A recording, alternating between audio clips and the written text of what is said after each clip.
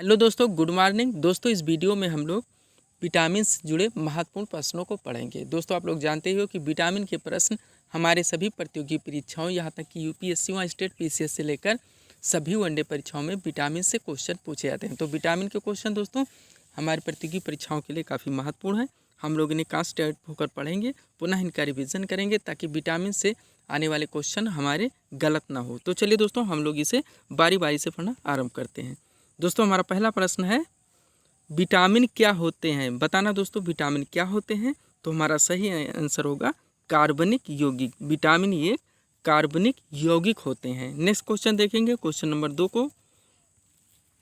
2 number question है हमारा, vitamin की खोज किसने की थी? विटामिन की खोज किसने की थी?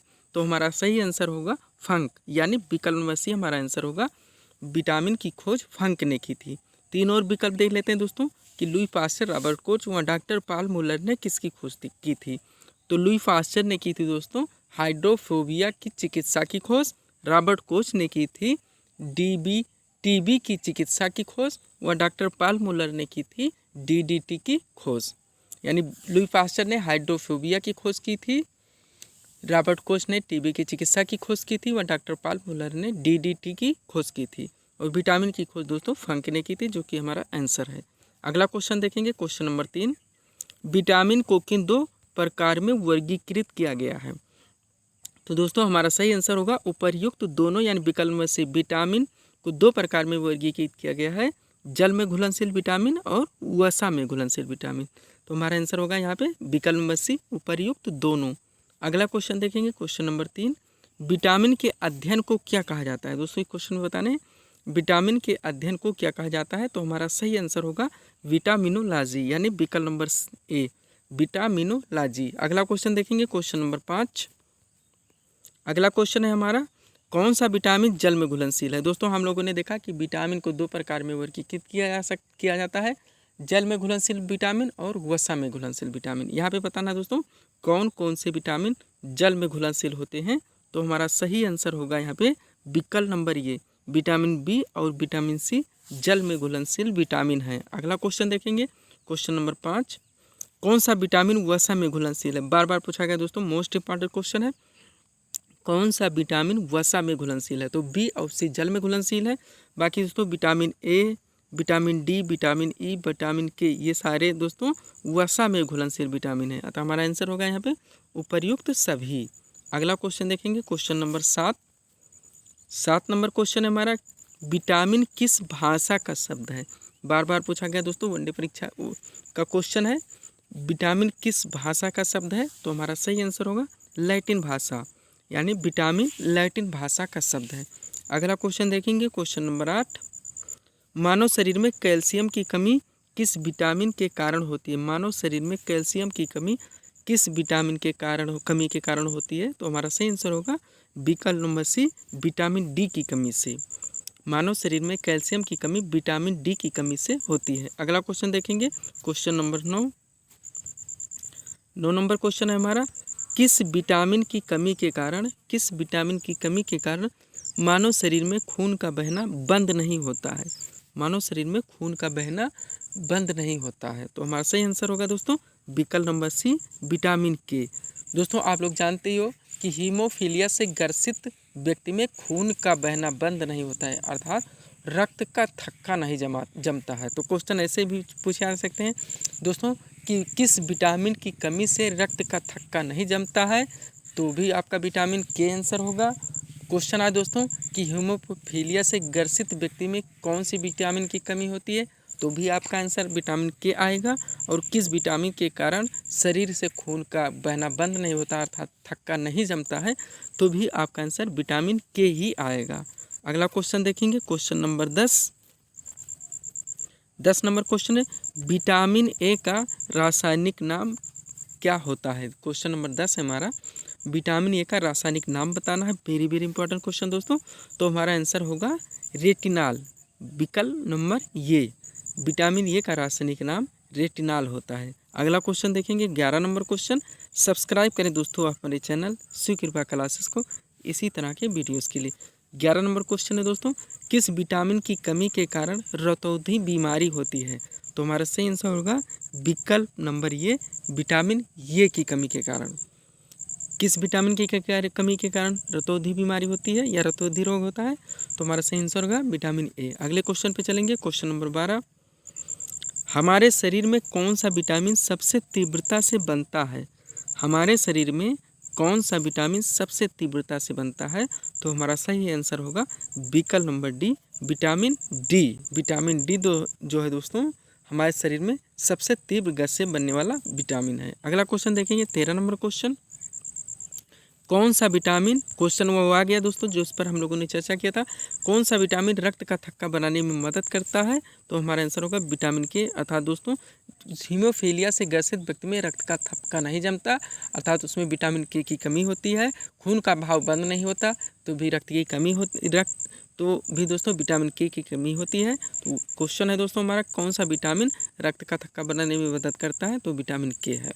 अगला क्वेश्चन, क्वेश्चन नंबर 14, कौन सा विटामिन मानव शरीर में संक्रमण को रोकने में मदद करता है?